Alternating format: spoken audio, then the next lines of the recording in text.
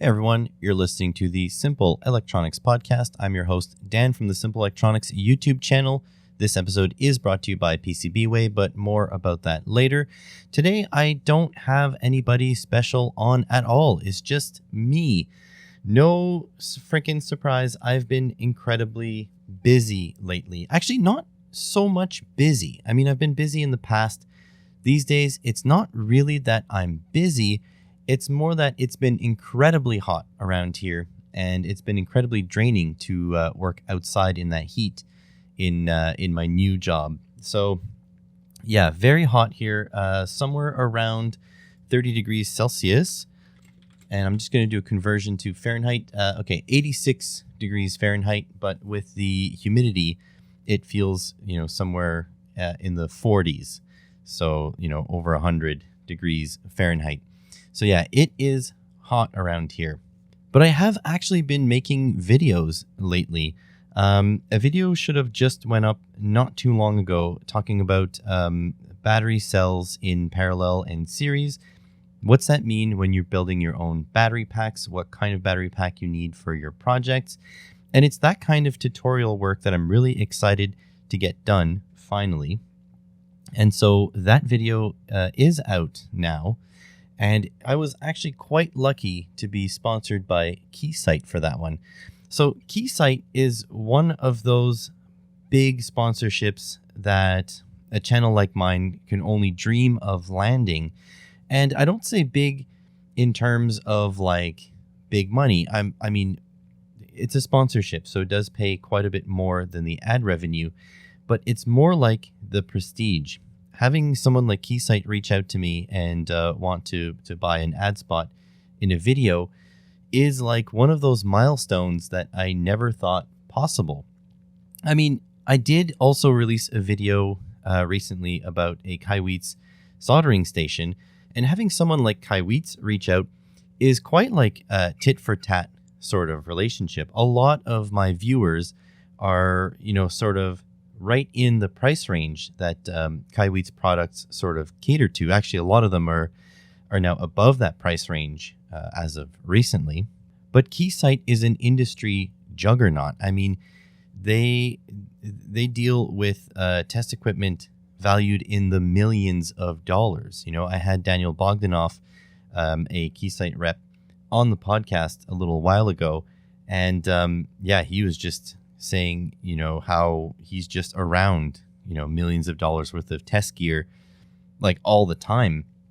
And so, yeah, to have them reach out to a little channel like mine felt quite humbling. I was actually really happy for that. The sponsorship was a little bit, a little bit longer in the making than I'm comfortable with because I was quite busy during my regular semester.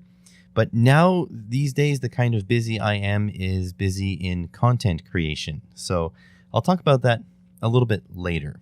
At the moment, something that I really want to talk about because it is near and dear to my viewers' hearts is that AliExpress now, on the app only, not on the website. If you go to AliExpress, on the homepage on the app, there's going to be a section that says 3+ items from US $1.99. And if you go into that section, it's a little bit tailored to your sort of custom browsing habits. So if you browse that area of the app and you don't like what you see, as soon as you do see something you like, make sure to click on it and then go back to the browsing and then click on more stuff you like and then refresh your app and it'll give you more options.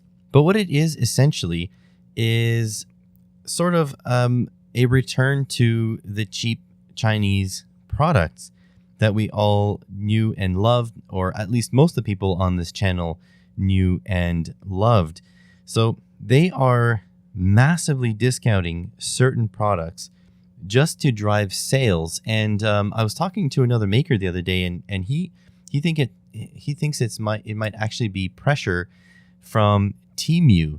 Temu is like a new sort of AliExpress Banggood type shopping competitor. I didn't find it as elaborate as AliExpress, but I did find it, interesting. I haven't ordered anything from them yet, But since AliExpress has been putting on this section, which is just, sort of massively discounted things, I've been buying more stuff from AliExpress. I should have enough to make 2 mailbag videos out of the items I bought just from this shelf. So how it works is there's a couple of categories. There's $1.99 US, $2.99 US, and $3.99 US. And you browse it, and they offer things at like massive discounts. And I mean, just looking quickly in my feed now as I speak to you, I'm not sure about the US prices, but the Canadian prices, there is a infrared thermometer for $6.72 Canadian. There is a wire stripper for $5.37. There is a sort of like a high current switch for $2.68. These things are quite cheap, and you just refresh it a few times and you get different options.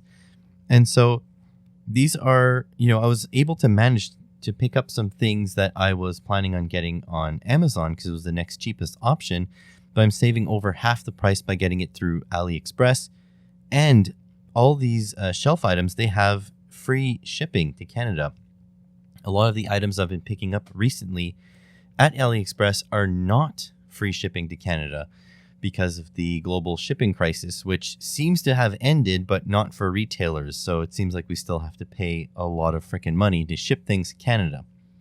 So this thing has been pretty good, and I thought I'd let you guys know, my core audience, to take advantage of it before it is too late. And if it wouldn't bother you to click one of my affiliate links in the description of the video or anywhere on my page, and then, use that to go shopping, I mean, I wouldn't say no, although I don't think any of these items are sort of associated with any affiliate accounts. I don't think there is very much profit in these items.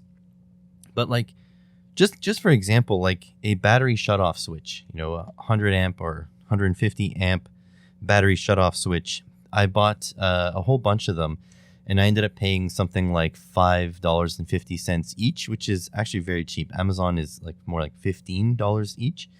But I found it in the app just now for $2 and something, for like $2.60, I think. So, I mean, if you don't want a lot of items, you just want one-offs, this is probably the best way to do it, is to find it in that shelf. And so far, the only way that I can tell to sort of manipulate the algorithm to tell it what you want is to click on a whole bunch of different things that have your interests at heart. Like, for example, I was looking for cheap clothing for the wife because I was like, well, if there's like a $2 tank top or something, we'll give it a shot. But then for a while, it was serving me all women's clothes. So I had to go and sort of click through electronics things and then refresh the app. And now I only have 1 or 2 listings that are women's clothes.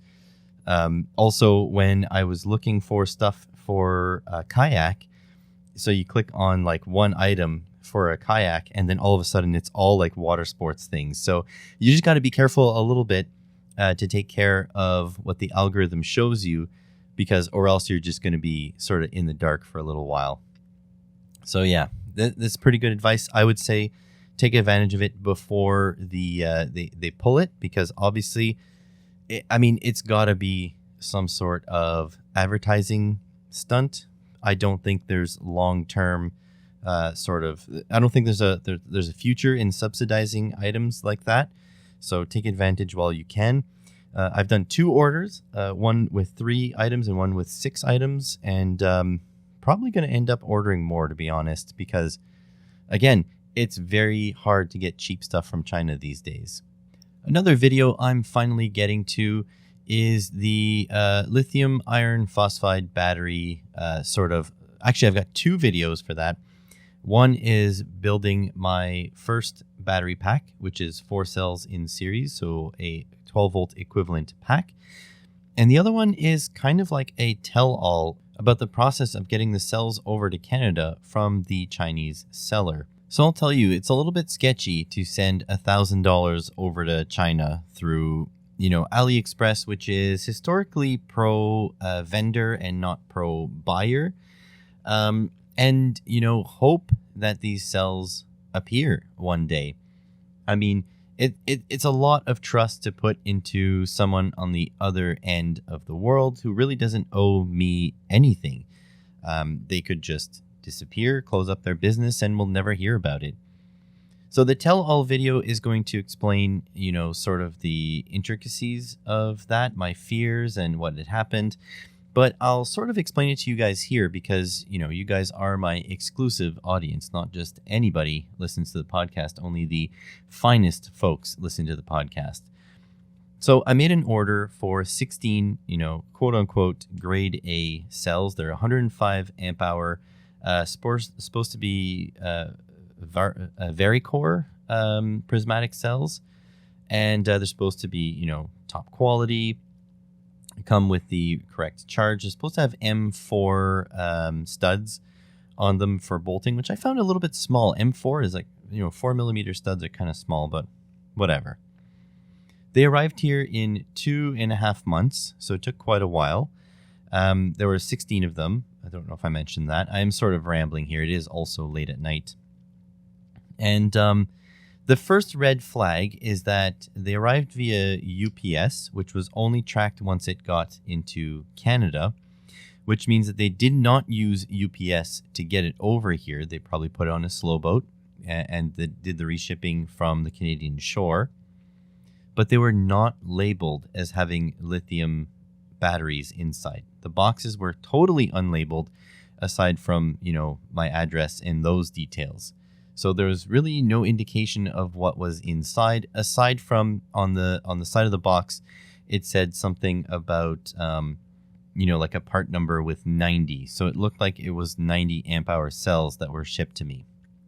When I opened it up, they were quite well packed. There's 2 boxes. Each box had 8 cells laying on their side in very thick foam. In fact, you're going to see the unboxing process at some point. My live stream viewers have already seen them, but they are quite well packed. So there was no shipping damage. So that was pretty nice. But the cells were kind of in questionable condition. So first of all, I noticed that the stickers, so basically they're metal cased. Just think of a metal rectangle. So they're metal cased and they have 2 sort of 4mm studs. Actually, I think they're more like 6mm studs, but regardless, 2 studs, positive and negative.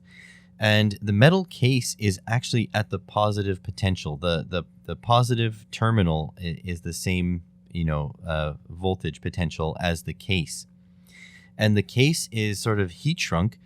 And then the top and the bottom have like a plasticky, papery sticker on top. That is the protection, the insulation, top and bottom. Well, already that was peeling on most of these cells. And also a whole bunch of them, I think 6 or 7 of them, have obvious signs of bulging. Now, I've been watching a lot of lithium battery content. One is the Digital Mermaid YouTube channel. I've been watching her mess with her sailboat. She's building sort of like a electric sailboat type thing. And the other one I really need to look up. It's Andy's Solar something. Andy Solar. I'm looking it up now. Off-Grid Garage. Oh geez. So I think his name is Andy from the Off-Grid Garage. He is in Australia. Digital Mermaid is actually Canadian.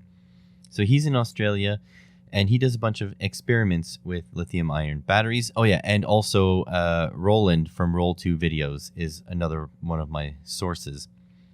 But Andy from the Off-Grid Garage, he has done experiments with bulges in cells and also with compression in cells, like whether or not you have to squeeze the living crap out of them or not. So some of my cells are a little bit bulged, but I have devised a system to squeeze them together, which should alleviate some of the bulging. So that's not too big of a deal. Talk about that in a moment. On top of these cells, to identify them, there's a laser etching of a QR code and a serial number. And you can take that QR code and the serial number and put it into a website that decodes lithium serial numbers, and it'll tell you a lot about the cell.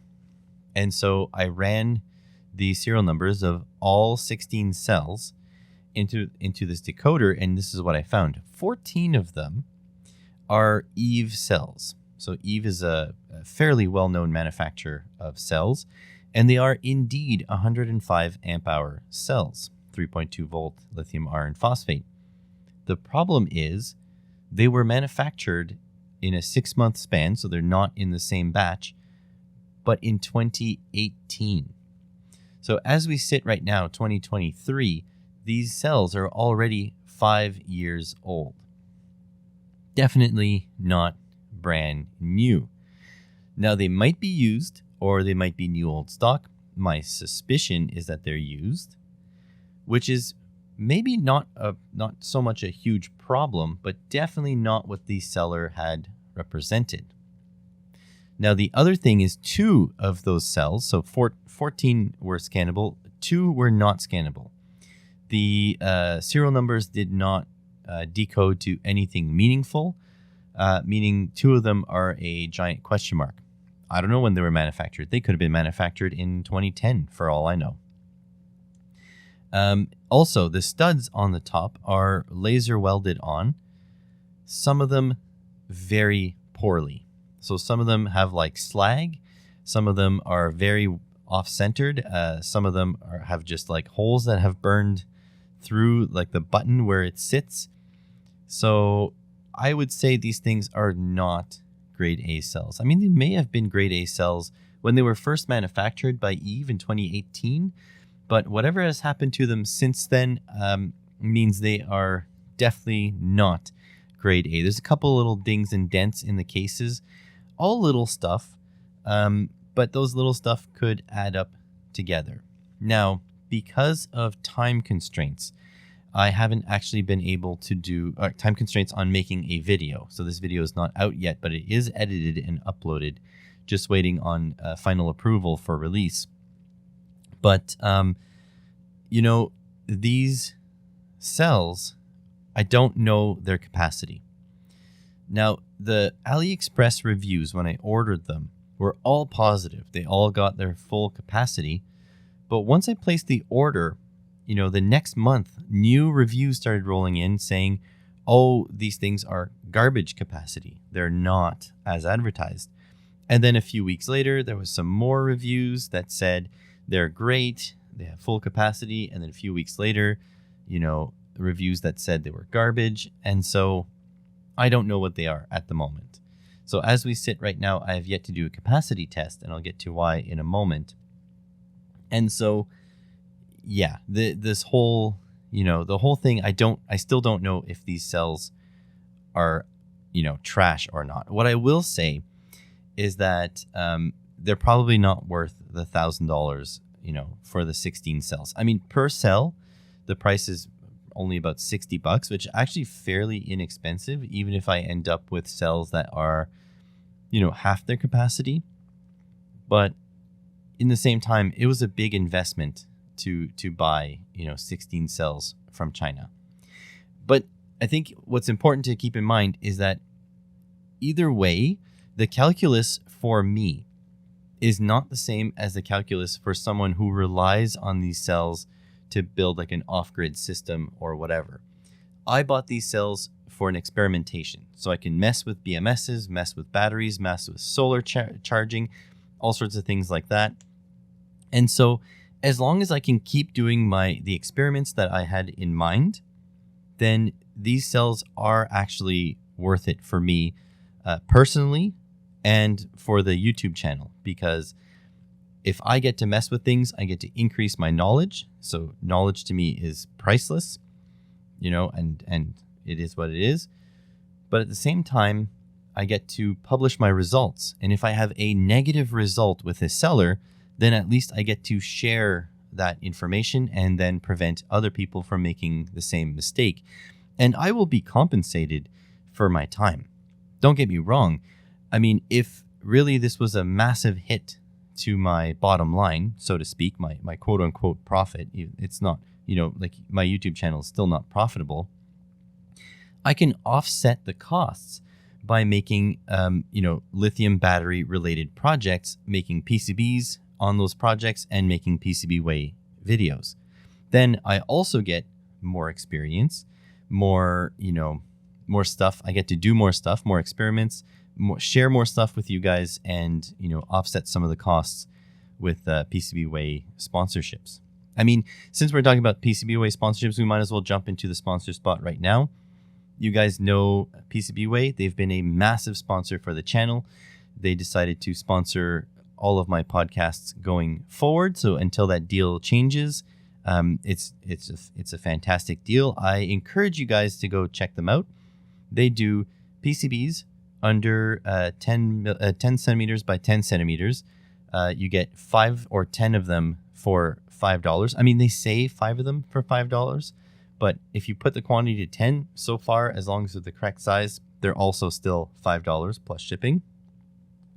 But what's cool is if you have smaller boards, just keep bumping the quantity up until the price goes up, and then just move the quantity back down.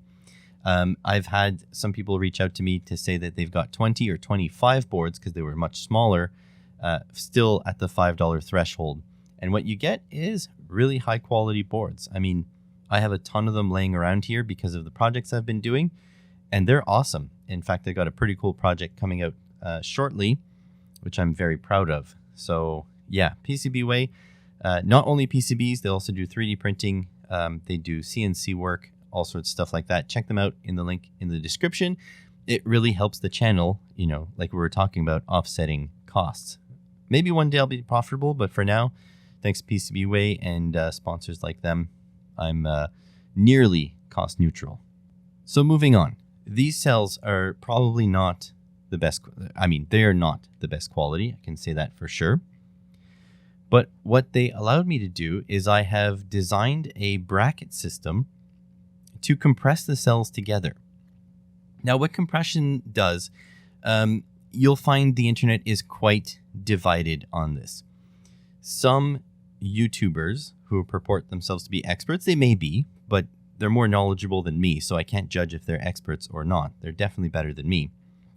They'll say that you must compress these prismatic cells together. They are not meant to be free-floating, without support in their long directions. They must be like tightly bound together. Other YouTubers who are also more knowledgeable than me, they say compression doesn't matter. Other YouTubers, more knowledgeable than me again, will say that it has an effect, but it's not necessary. Now, it gets even more muddy because I took a look at the datasheet for these Eve cells that I have, and nowhere in the datasheet does it mention that it needs to be mounted in compression.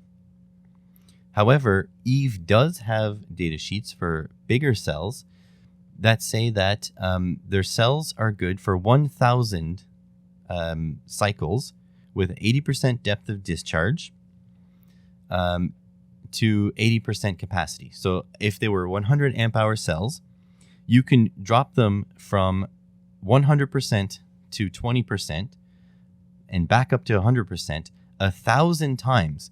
And when you test that battery again, it'll still have retained 80% of its total capacity. So they'll still be 80 amp hour cells. And if you compress the cells, you'll get 2,000 of those cycles, not 1,000. So it doubles the life of the cells. And now think about what that means. If you have 1,000 cycles at 80% depth of discharge, that means you've pulled 80 amp hours out of each one of those cells, right? So they're all in series or series parallel configurations. Once a day for 3 years, just under 3 years, and your batteries are still 80% of the capacity they were when you bought them. If you compress the cells, you get 2,000. That's just over 5 years of drawing them down 80% every day. And they're still at 80% capacity of total capacity, guaranteed. That's, under test conditions. So if you're someone like me who is tinkering with these things, I'm going to go fishing with them. I'm going to try to power the lights in my, power my entire filming operation here with them eventually. I will probably only draw them down about 10% per day. I'll probably get a 10% depth of discharge. And I think the stats are for like a 30% depth of discharge. They'll last like 5,000 cycles before they hit the 80%. So for someone like me, it really shouldn't matter. However, I'm still going to compress them. I'm going to do the best practices possible so that when I do my tests, then I'll have the most accurate sort of figures possible for what I understand. So from what I understand, they will perform better when they're compressed. And so that's what I plan on doing, compressing them. That being said, I designed a modular system for compressing these cells, holding them together, and also making them portable.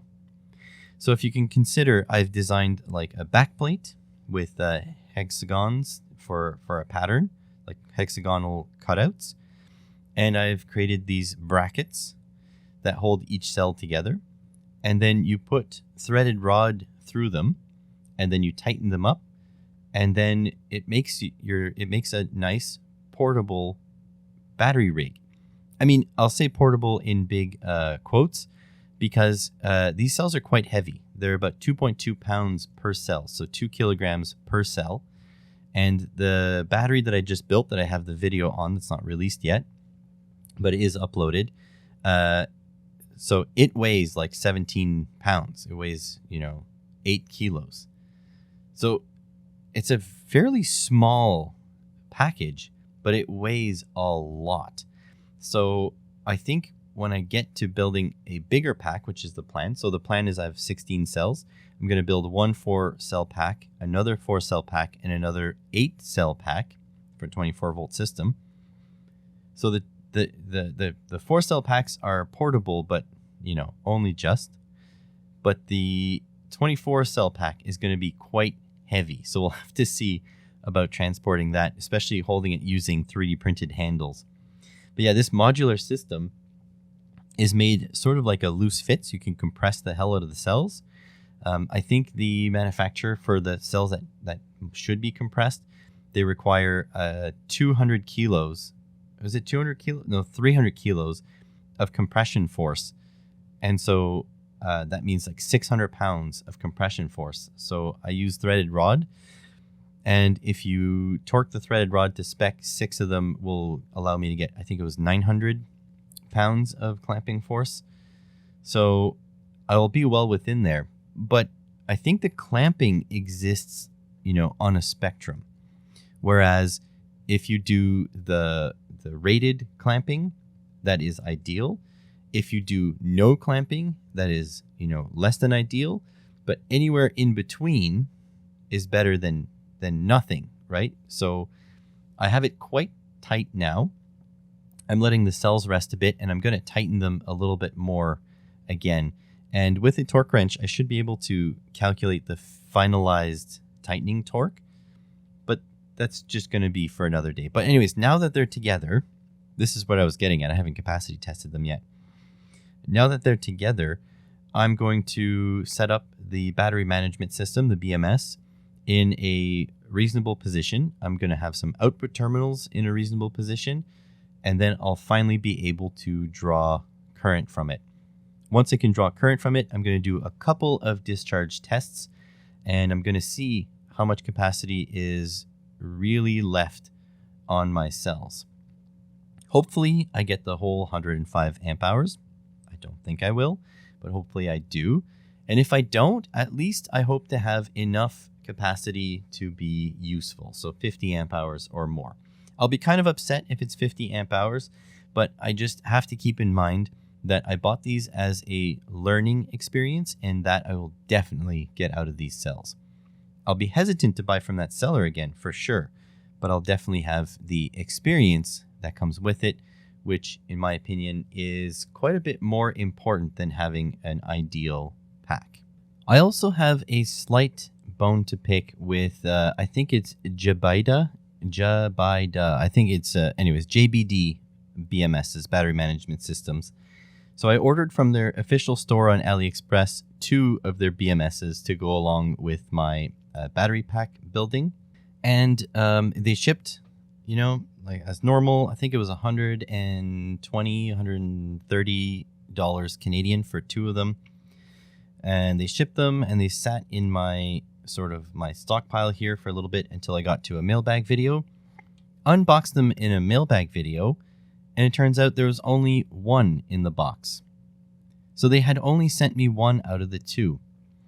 I spent 2 weeks jumping through hoops, sending them images, sending them video footage of me unboxing them, them stopping replying, and then AliExpress had to step in, and they refunded me half my money.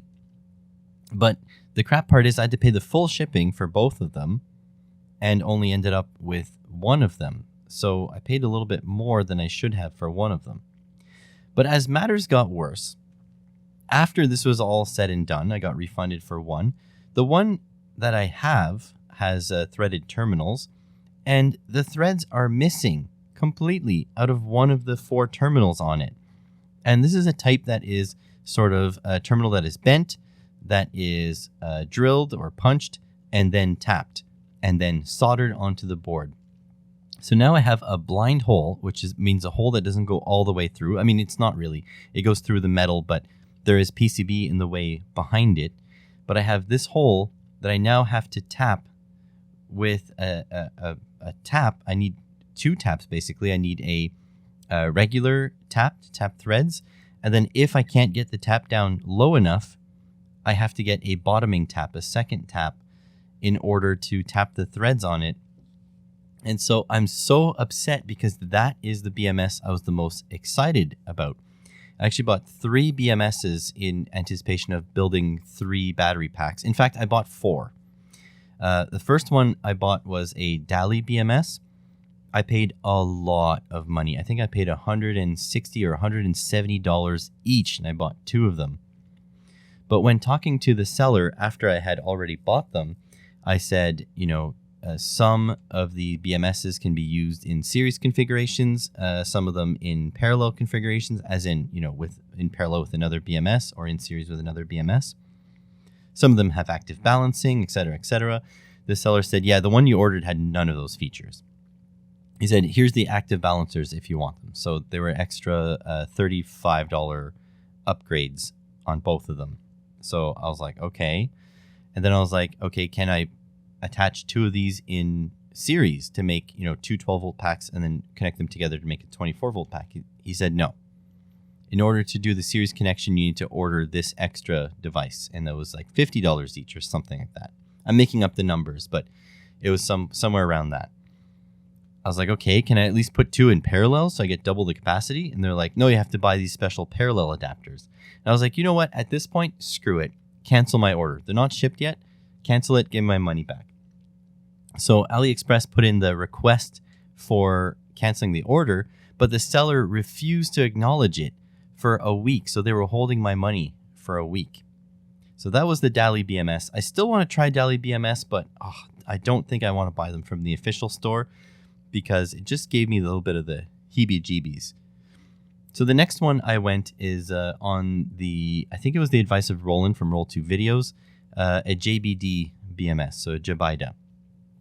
That was the one I had issues with, but I didn't know at the time I would have issues until it arrived. So that's not a problem. The next one I ordered was a Heltec BMS, which was only like $40 Canadian, something extremely cheap. And it doesn't have the fancy features like Bluetooth and stuff like that, but it is a valid BMS. So I decided to go with that one, the Heltec BMS, for this setup here. And then I think after watching the Digital Mermaids videos, I decided to get myself a JK BMS, which was the most expensive out of everything. In fact, I think it might have been more expensive than the Dali, or maybe it was close to the same price. But it is full featured. It is fancy. It is rock solid. No, it was a little bit cheaper than the Deli, $123.50 for the JK BMS. But apparently it's the gold standard in DIY pack BMSs for the moment, unless you want to pay a very premium price to get a really high-end device. But the problem with the JK BMS is that it does 4 cells up to 8 cells in series, which means that if I do want to make a 24-volt pack, which I intend to, I need to save the JK for that pack. And so I don't have the JK on this pack that I'm building right now. I have the Heltec BMS. Now, the Heltec BMS seems fine. I don't think it has active balancing, and so that's not great. However, I do have active balancers I'm going to add to it. And I do also have the sort of the smart shunt, so I'll be able to test my batteries. But I can't wait to do that. But it's just filming it is going to be a bit of a pain in the butt, because now we're talking about cells with a lot of capacity, 100 amp hours. And so if I pull a current of 0.2 C, that means 0.2 times the rated capacity, that means it'll take me 5 hours to drain it fully. And that means to do a capacity test, if these batteries are any good, will take literally 5 hours. So the filming will be a little bit weird on that. I might just set up OBS and record, but then that's a continuous recording of 5 hours. That's going to be a little intense. So maybe I'll just, I don't know. We'll see how I'm going to test it. But hopefully you guys will get subscribed for that and encourage me, because that's going to be a lot of work. So in other news, this past weekend was Open Sauce. For those of you that don't know, I believe William Osman is the one in charge of Open Sauce. Now I know he's involved. I'm not sure if he's the only one involved, the only public-facing person involved, but it does seem like it's his Maker Faire type competitor that was hosted in San Francisco this weekend. And what makes, I think, this event so special is that there must have been like 30 or 40 featured YouTubers that went there, and a ton more that just attended the event as attendees. And so I'm quite envious of that kind of show. I really wish I would have been able to attend this year, but for a couple of reasons, like, I don't know, I don't show my face ever. Nobody knows who I am. Actually, a few people know who I am, but very few, and they keep it very secret. And the fact that I think the flight to San Fran and back is something around 1,000, 1,500 Canadian dollars, plus the hotels in San Francisco, a couple $100 a night. It gets very expensive very quick. I don't have that kind of money this year. Maybe next year, we'll see. I'm really excited to try these kinds of conferences, but the problem of living in Canada is it makes airfare very expensive. It's very cost prohibitive to fly from Canada to the US. And worse than that, most of these things are held on the West Coast. And so it's something like 1,000 or 1,500 kilometers or whatever it is to go from here to there. So I couldn't even reasonably drive there. I think Toronto has some sort of Maker Faire. Let's see. I'm going to do it live right now. Toronto Maker Events. We'll take a look. Eventbrite has listings. Make a Thing, Introduction to 3D Printing. Comedy Night at Mischief Makers. No. Yeah, I don't know if there's like a Maker Faire even in Toronto. Toronto is a 4.5 hour drive for me. And the hotel room is kind of like the same sort of prices as San Francisco. I mean, a little bit cheaper. But yeah, I don't even think we have one. So yeah, no Maker Faire in Toronto. So I can't do anything, a little bit closer or anything like that. Let's see, Maker Festival. Let's see, there's a Maker Festival. Where are we going? Maker Festival. Oh, it has a COVID-19 warning. and they're saying they're going to reschedule it to another date in 2020. So let's just say it's not happening. So yeah, Canada is not great for that. We don't have a lot of makery type things. We were supposed to have one here in Ottawa, but it seems to have gotten canceled because of whatever reasons. Probably it was COVID at the time. And that was like last year. So needless to say, I would love to attend one of these events, but I'd have to get over quite a few hurdles. It would help to also hear about, the people listening to this. Would you care for a meet and greet? Like, let's say I was at Open Sauce. Would you want me to do a talk? Is it fine just seeing me in the crowd and, I just go as an attendee? Am I important enough to be invited? I mean, I'm under no illusions to the fact that I'm still a very small YouTube creator. But what's great about my situation of being a small YouTube creator is I've garnered quite a kind and involved audience. You guys are pretty awesome. The podcast audience specifically, I mean, every single week you guys tune in to the tune of several hundred of you, which is awesome. I mean, it's quite encouraging. Let's see if I can check my stats real quick too. Since it's just me, I can just ramble on while I load the thing.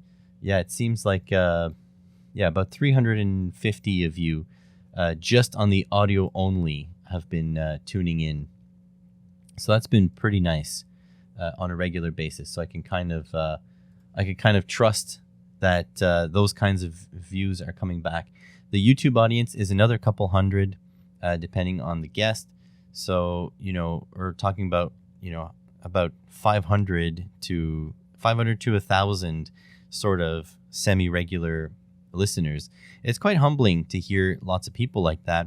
But on the scale of something like a California with 40 million inhabitants, that's quite that's not a lot. And so there's a Canadian event called LTX, which is sort of tangentially related to electronics stuff. It's a tech thing from Linus Tech Tips. And quite a few like big creators go there too, but not really in my vertical. I think the only people in my vertical are more like Electro Boom. So Electro Boom is probably going to be at LTX this year. But even there, I mean, that's all the way in British Columbia.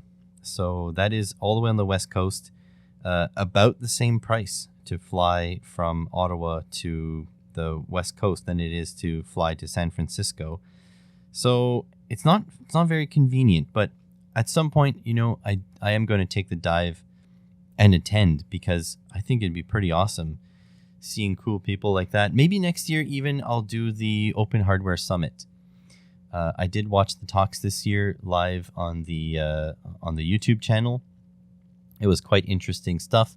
I kind of feel like rubbing shoulders with people that are far more intelligent than me, and talk about cool stuff. And I do have some ideas for some videos to be filmed in situ, like for example, bring a couple of Arduino kits, like maybe see if I can get, Elegoo or something to sponsor a couple kits, bring the kits around and have a sort of like a hackathon for, take a video of, let's say, me versus another hardware person to build something cool in, an hour, and based on a theme. And the theme would be, something randomly selected, probably by ChatGPT. And then we would just go around the conference floor and see if we can get people to judge our creations. And it would only be for fun, right? But it's stuff like that that'd be really cool. Then I could meet up with people like Senya, which I had on the podcast, people like Aisha. I mean, basically all the people I had on the podcast, a big chunk of them went to Open Hardware Summit. Some of them went to Open Sauce. So I'd really love to meet up with these people in person at some point. That'd be really cool to do. So I do need to end this podcast fairly shortly, because it is now 10:16 p.m. and I still need to edit this. So I want to talk to you real quick about what projects are coming across my desk for the next week or so until we talk again on the next podcast. First things first, a lot of the content coming down the pipeline is going to be about the lithium cells. They simply take up a lot of space, and I'm the most excited to work on them. And so usually excitement is a great driver for me, and therefore that is probably where my head is going to be at. So I'm going to be seeing if I can, do capacity testing on these cells. I have the smart shunt that I want to take a look at and see if I can get functioning. I'm also going to attempt to use a active cell balancer and see if that's going to help at all. So all these things are going to be visited sort of in individual videos. I also want to design more accessories for my bracketing system and fix a couple little things that make it a little bit hard to use before I can release that to the public, but that's certainly going to be a video as well. Also, I need another reliable 3D printer. So I did talk about the fact that I have a sort of Core XY Tron XY X5 SA printer that I bought linear rails for. And at the moment, my Tronxy, the small one, the X3A, is my most reliable printer. And so I can rely on that one, and I can disassemble the Core XY printer in another room and perform the upgrade to it. So I'm going to upgrade the electronics, change it to linear rails, try to square up the frame a little bit, change the hot end, put auto bed leveling, change the bed surface. So all that is going to happen at some point, but I probably won't really be able to publish a video on that in quite a while because it's going to take a lot of fiddling to get to, and I don't even really know how to breach the subject. I don't really know how to sort of present it all in a digestible manner. So that's going to take a little bit. I also took a look at M5 Stack's microcontrollers. One is the M5 Stamp C3, something like that. It's a RISC processor. And I took a look at another one with a OLED screen on it. I think it was OLED. Anyways, I was not happy about how difficult it was to get started with those boards. And I've shared my feedback with M5. They seem to be a great company. So they took the feedback in stride, but I made a video.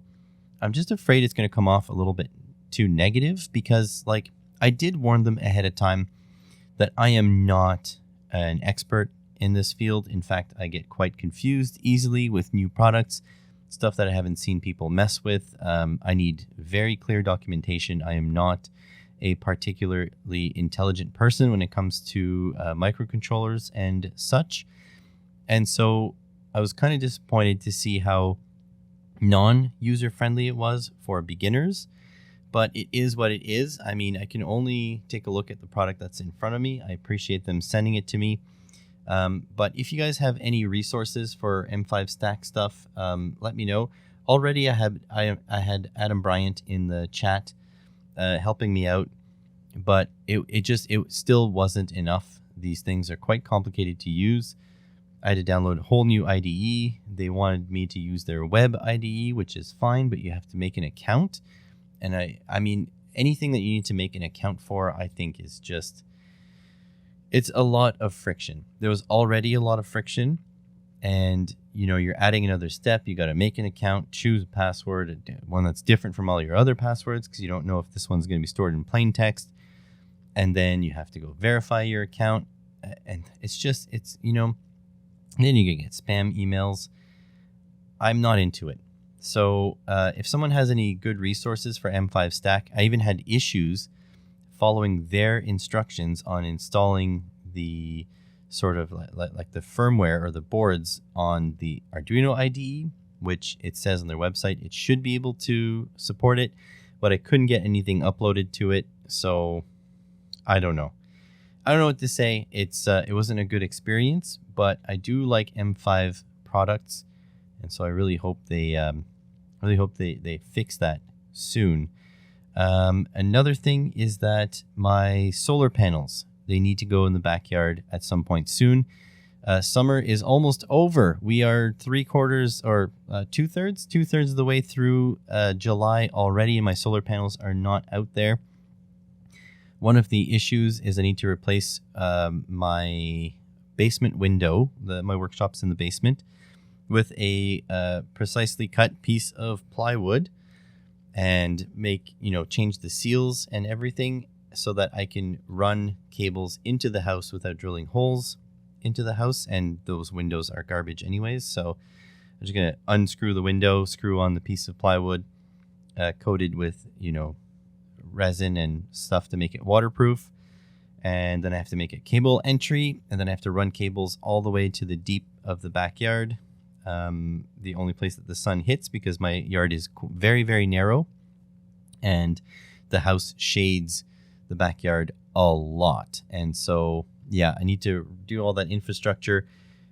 Honestly, I'll probably only have it ready just before winter, so it'll be less effective, but it doesn't matter because, I can still be using that electricity to power my stuff in the shop here.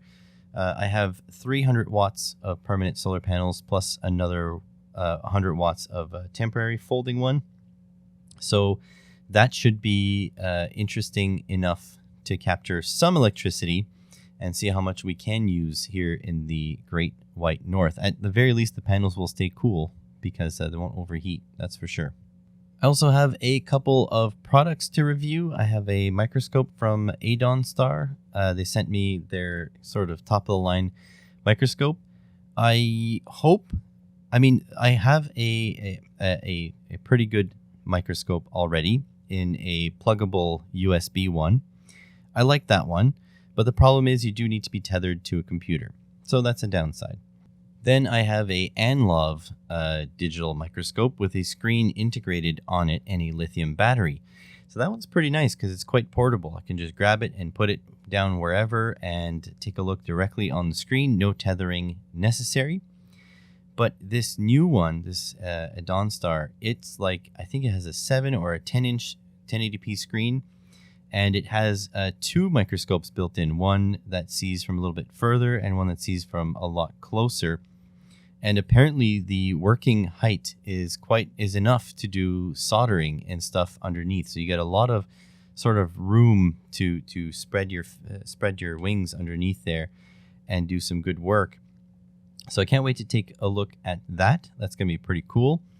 And another company is sending me a robot car. So that's something that I might be doing on a live stream instead of a typical video, or I might do what I've done sometimes is live stream the filming of a video.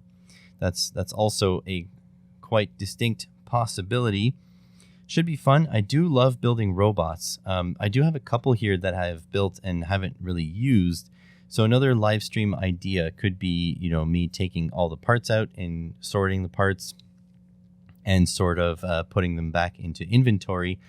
Although I believe I have a lot of those parts already in inventory. I mean, it's Arduino boards with daughter boards or whatever, hats, and a bunch of servos and a bunch of gears and stuff like that. So I do have a lot of that stuff already kicking around, but I haven't messed with it very much. I've also been thinking of picking up some Lego. So I do work quite a bit these days. I do have time to make YouTube videos, which is a big difference between this contract and the last contract I worked as a teacher. But I've also increased my hours working at the garage as a professional. So now I work 5 days a week. I have the weekends off, but typically on the weekends I have to do, housework, or I do work on my friends' cars or my car or my wife's car, etc.